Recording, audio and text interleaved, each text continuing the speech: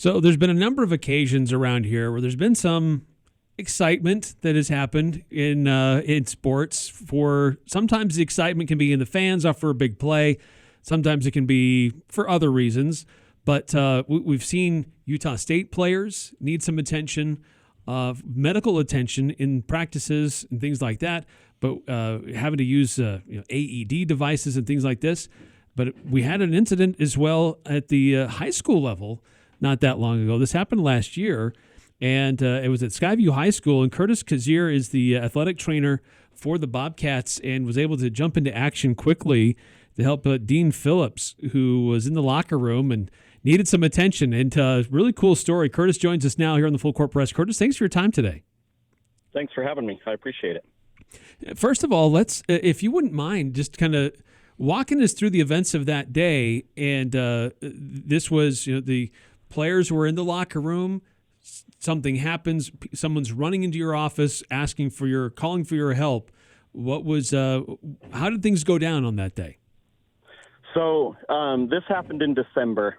So we had winter sports going on, and I was working with someone in the training room at the time, helping them through an injury, and someone came to my door saying, "Curtis, Dean collapsed in the weight room." He had gone to the weight room to lift with buddies, just doing some off season on his own weightlifting. And so I followed the friend into the weight room and see that he's not responsive. He's down on the ground. And so my training kind of kicked in at that point. I could see that he wasn't breathing. I checked his pulse and there wasn't any that I could feel. And so I was able to get one of his buddies to run back to the training room for the AED that's in there while I started chest compressions and doing CPR.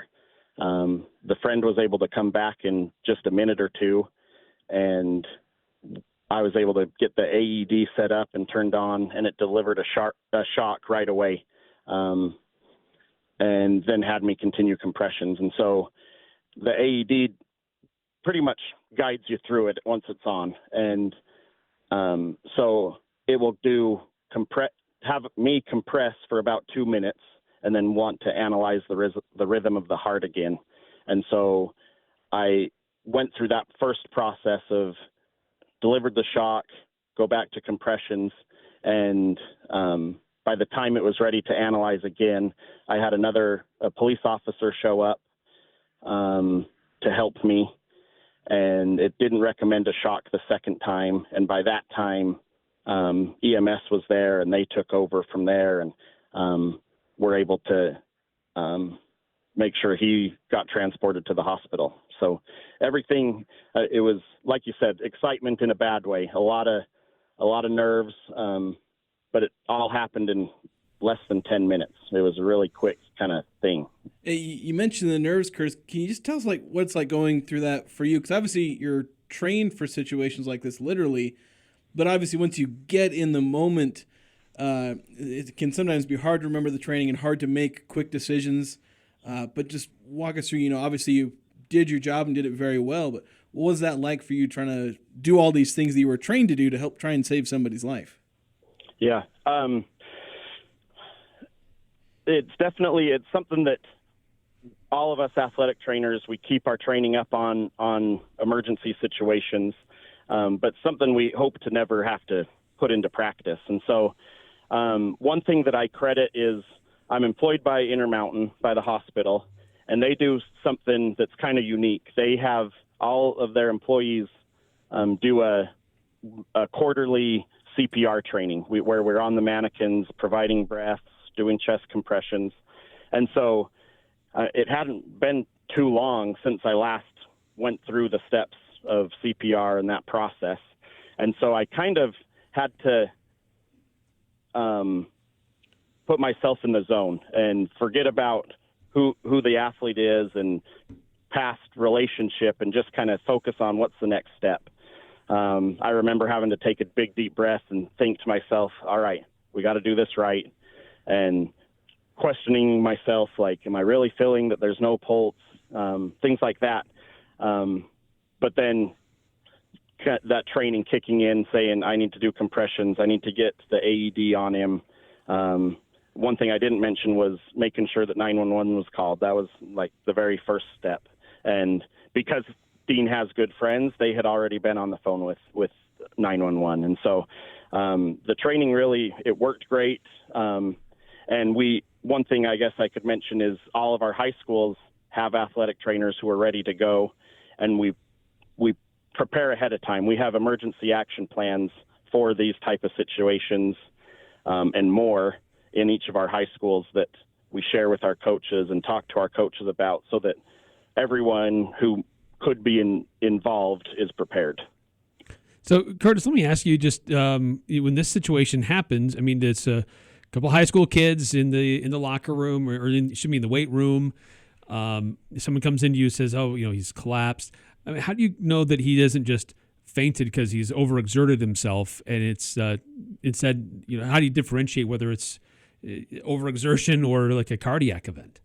Yeah, well, that was kind of my initial thought, was when I get into the weight room, Dean's going to be sitting up chuckling with his buddies because he held his breath while lifting and fainted. And so what led me to recognize it as a cardiac event was he wasn't breathing. There wasn't a pulse. I could see that there was some bluing happening around his lips, and he wasn't responsive. Nothing I did got him to arouse, and so it's those things. You got to make sure you check the pulse and look for breathing, and that will be a big determining factor for that. So I kind of want to ask, almost as a PSA of sorts, like, if you're just kind of a regular person, you obviously have specialized training, like, what are things that everyday people can, maybe do, either receive some kind of training or instruction, or different plans they can have for if they encounter a situation like this? Like, how can you be prepared for this? Because obviously it becomes a life or death situation. Yeah. I would say the first thing you ever do is call 911. The operator, if you don't have any sort of training, can give you some instructions on what to do. And so that would be the very first step for the most basic person with no training.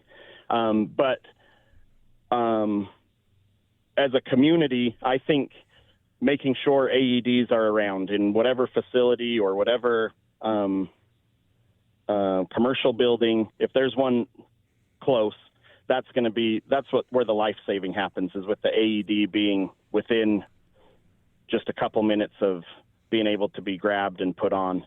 And so for those that are interested in receiving CPR training and doing things like that, I'm sure it could be, off the top of my head, there's like the American Heart Association that does CPR training. And so it could be something that could be Googled and pursued that way. So I want to ask, kind of on the AEDs, like, I want to know your opinion on, like, what do you think of the availability of AEDs just throughout the valley, in businesses, in, sometimes in high schools or up at Utah State? Have you seen an improvement in the availability of these devices? I think people are becoming more aware, and I know that the high schools, because of my connections with the other athletic trainers, the athletics have 2 or 3 available that can be dispersed, because during the season, there could be multiple sports happening at once. And so if there's an AED at each game or each practice, that's going to be the gold standard.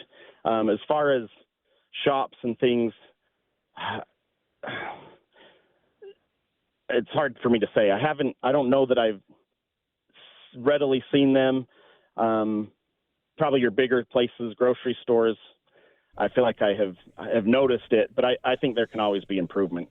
Well, it's one of those things where you never plan to have someone have a cardiac event in your midst, but we had one here at the radio station last year. Somebody came in for an interview for a different show and had a cardiac event right there in our lobby, and we had to have some people jump in and provide CPR. Thankfully, this person recovered, but after that incident, now we have an AED device here in the building. Yeah, I walk by it every day. So.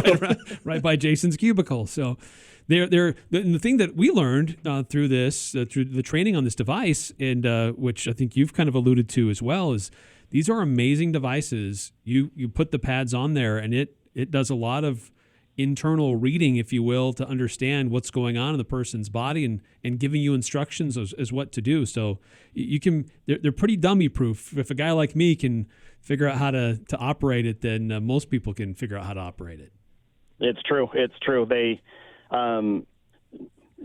sometimes they only have one button. It's the power button to turn it on is the same one to shock. Like there's no buttons to mess with, and it provides clear and direct instruction.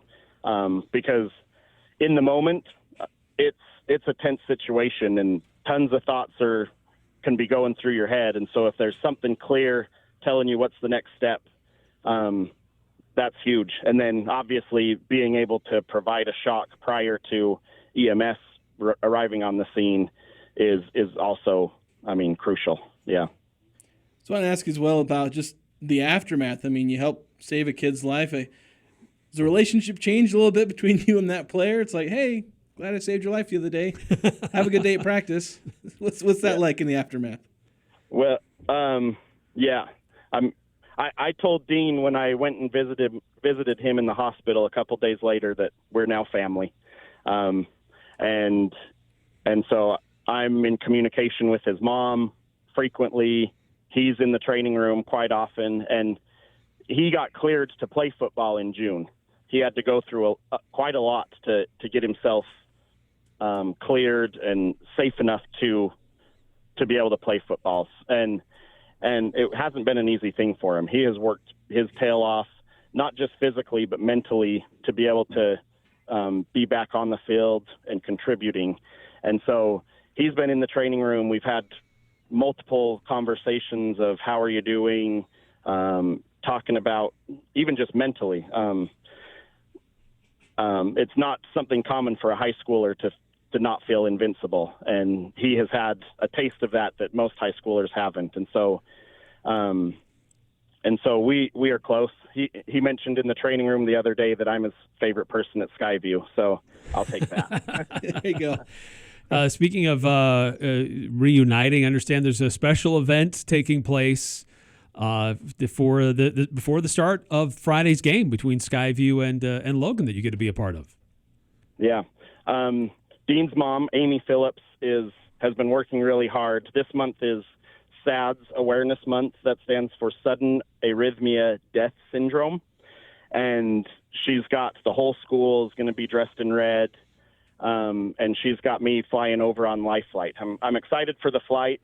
I don't really love all the recognition. I'm an athletic trainer because I like working in the background and just helping without being seen or heard from. So I'm not super excited for getting off the helicopter, but it's going to be a really, really cool thing.